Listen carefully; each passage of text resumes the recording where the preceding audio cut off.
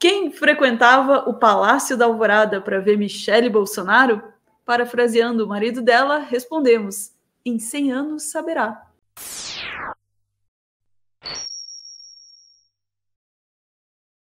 Tá ligado dessa história, né?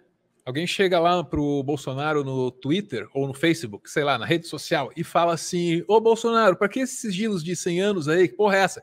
Ao que ele responde: em 100 anos saberá. KKKKK. Legal, muito bem. Obrigado, presidente da República. Nossa, que compromisso aí com a transparência. Bolsonaro é aquele mesmo que já disse, né? Transparência acima de tudo.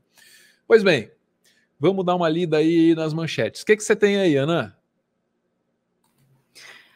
Governo Bolsonaro decreta sigilo de 100 anos até em visitas a Michele. Virou uma farra isso aí, né? Sob a alegação de que os documentos continham informações pessoais, o governo rejeitou pedidos apresentados por meio da Lei de Acesso à Informação em 11 diferentes ministérios.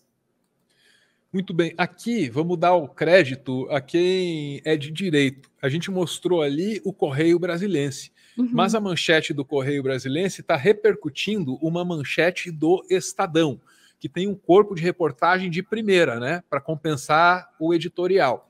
Por que eu estou fazendo questão de te dizer isso? Porque o Estadão trazia lá um levantamento de 65 tópicos, 65 momentos, 65 coisas em cima das quais o Bolsonaro meteu lá o sigilo de 100 anos. Aí uma dessas eram as visitas da Michele no Palácio, entendeu?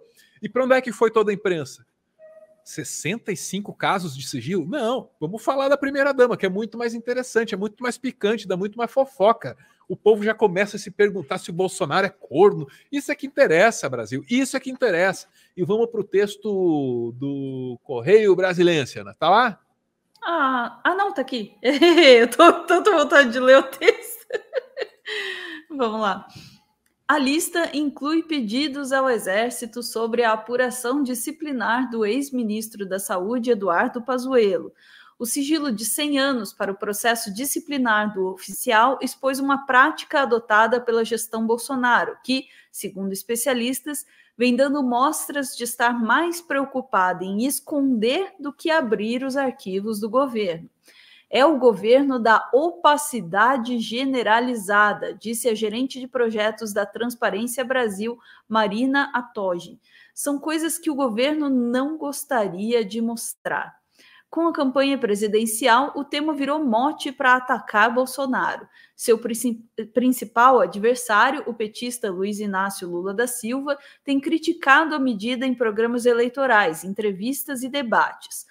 Vou acabar com o sigilo dele no primeiro mês. Ele fez o decreto do sigilo e eu vou decretar o fim. Quem não deve, não teme, afirmou o petista durante evento no Rio neste domingo, dia 25. Interessante, né? Interessante. E tá aí, Ana, tá aí. 65 casos de sigilo de 100 anos e a concentração da repercussão tá aí no sigilo em cima das visitas da Michele, Ana. Pô, e faz sentido, né? Quem quer saber, Ana, sabe, que bandalheira o Exército Brasileiro fez para não ir atrás do Pazuello, que jogou fora aí tudo que a instituição manda fazer, todos os regimentos, para subir no palanque lá com o Bolsonaro. Dane-se o Pazuello, vamos falar da Michele, Ana. Repercutiu no UOL com o Diego Sarza, olha lá, ó, e com o Sakamoto. Bolsonaro decretou sigilo de 100 anos em visitas da primeira-dama agora, Michele Bolsonaro. A decisão inclui também telegramas do Itamaraty sobre a prisão do ex-jogador Ronaldinho Gaúcho no Paraguai, né, a prisão dele, o médico bolsonarista no Egito, e a carteira de vacinação do presidente, pedidos ao Exército sobre a apuração disciplinar do ex-ministro da Saúde, Eduardo Pazuello, entre outros assuntos. Com a campanha presidencial, o tema virou mote para atacar Bolsonaro. O principal adversário dele, que é o ex-presidente Lula, tem criticado a medida em programas eleitorais, entrevistas e debates. Tem dito que, caso eleito, derrubará o sigilo aí imposto por Bolsonaro. Mais um, nas visitas da primeira-dama. São alguns motivos que não se justificam, não é, Sakamoto? 100 anos de sigilo, por quê? A quem interessa? Mas, Diego, essa é a discussão que o Brasil tem que ter. Justifica ou não justifica sigilo em cima das visitas feitas à primeira-dama? Aí sim o brasileiro se interessa por política, né? Brasileiro não. O ser humano. Aí é nesses momentos que o ser humano fica politizado. O governo Jair Bolsonaro, Diego, é o governo da censura, é o governo da falta de transparência, é o governo que muquia a informação, né, e evita que ela chegue na população. Isso é muito interessante. Como é que um presidente que fica citando o Evangelho de João toda hora, dizendo que conhecereis a verdade e a verdade vos libertará, como é que esse governo, na verdade, esconde a verdade dentro de numa caixinha, chaveando as 7 chaves e coloca um sigilo de 100 anos? Isso, na verdade, porque o presidente fala o versículo bíblico da boca para fora. Na verdade, o que ele quer é guardar a informação que pode lhe causar problema. Né, a carteira de vacinação dele, o que será que tem lá? Será que ele mentiu sobre a carteira? Por que ele impediu e botou sigilo sobre as visitas dos filhos políticos ao Palácio do Planalto? Por que agora o sigilo sobre as visitas que a primeira-dama Michele Bolsonaro recebe? O que o presidente tem a esconder? O presidente tem muito a esconder.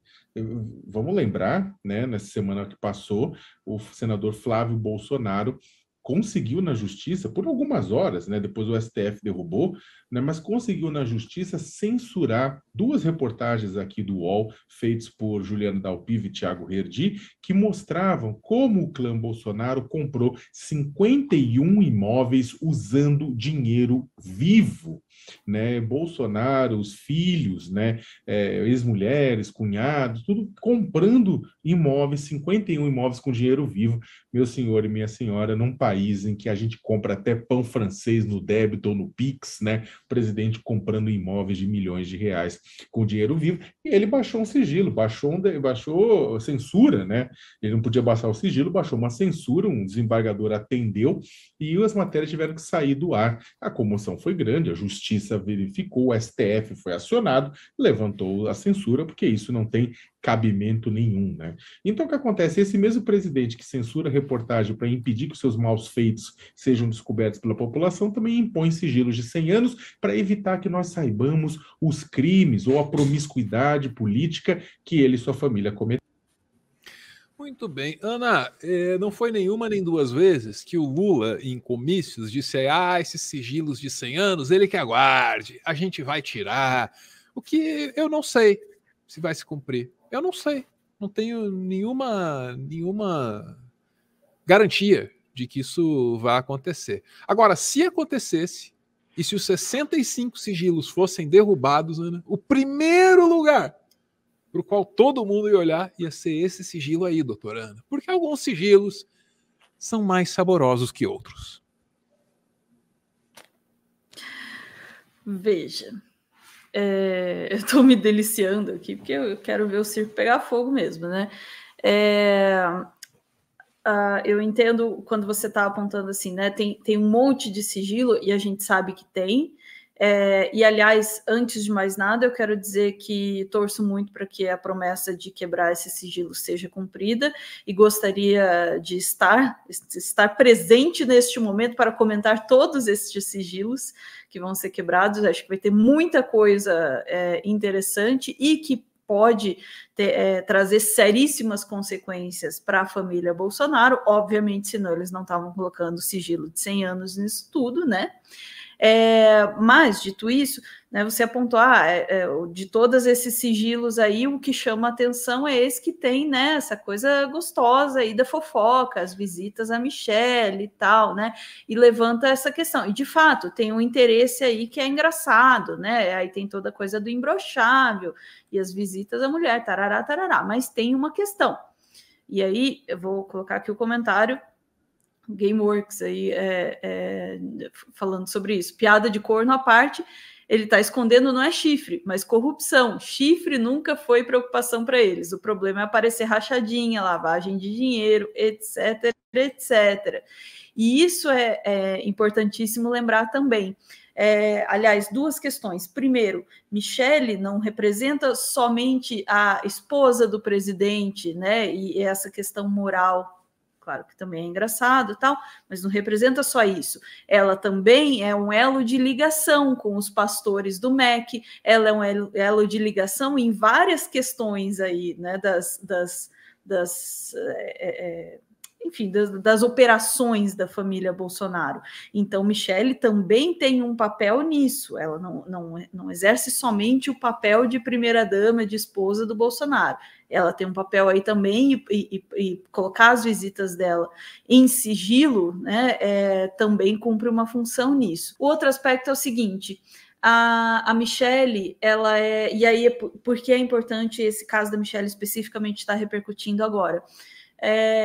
A Michelle tem tido um papel central na campanha do Bolsonaro, né? Então ela tem sido usada como um ativo de campanha, né, para falar com as mulheres, que são um público que a campanha do Bolsonaro identifica que está faltando para ele, e para falar com os evangélicos que o Bolsonaro vem tentando explorar desde sempre ali, né, e mais recentemente com mais frequência, né, tenta explorar a fé das pessoas, e para isso ele usa a Michelle Bolsonaro também.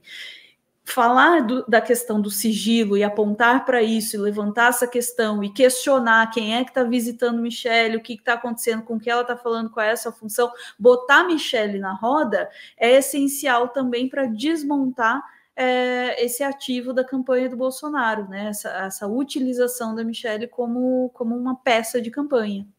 Você sabe o que são as cozinhas solidárias? Se não sabe, tá sabendo agora. E o nome é autoexplicativo, hein? São cozinhas que estão espalhadas pelo Brasil, montadas bem pertinho de locais críticos, onde tem muita gente vivendo a chamada insegurança alimentar, que é um nome bem menos amargo para fome, né? Esse projeto foi implementado justamente no momento mais crítico da pandemia, quando o Brasil lidava com um governo negacionista, capaz de negar tudo. Até o inegável. Alguém já viu alguém pedindo um pão na porta ali no caixa da padaria? Você não vê, pô. As cozinhas solidárias são obra do MTST, o Movimento dos Trabalhadores Sem Teto. Eu sei que te disseram que eles vão invadir sua casa e vão tomar o que é seu, mas não se engane, o MTST não é um banco. E as cozinhas solidárias mostram muito bem como é o espírito do movimento. Um movimento formado por gente que se une para se ajudar, por gente que entende que trabalhando em conjunto aumenta as suas chances de sobreviver e de ir além da mera sobrevivência, transformando o mundo ao redor. A gente veio, almoçou, achamos boa comida e se oferecemos para pegar e ajudar, lavar a louça, cortar coisa. Deu para entender como funciona, né? Todo mundo pode ter um papel nessa iniciativa. E você também pode ser um elo nessa corrente de solidariedade. Você também pode fazer parte desse esforço que é urgente e é necessário. Porque fome não tem só a ver com pobreza. Fome não tem só a ver com os rumos da economia. A fome no Brasil é uma escolha política. E a questão é, será que você concorda com essa escolha? Porque está colocada aqui uma chance de mostrar que não. Você não compactua com isso.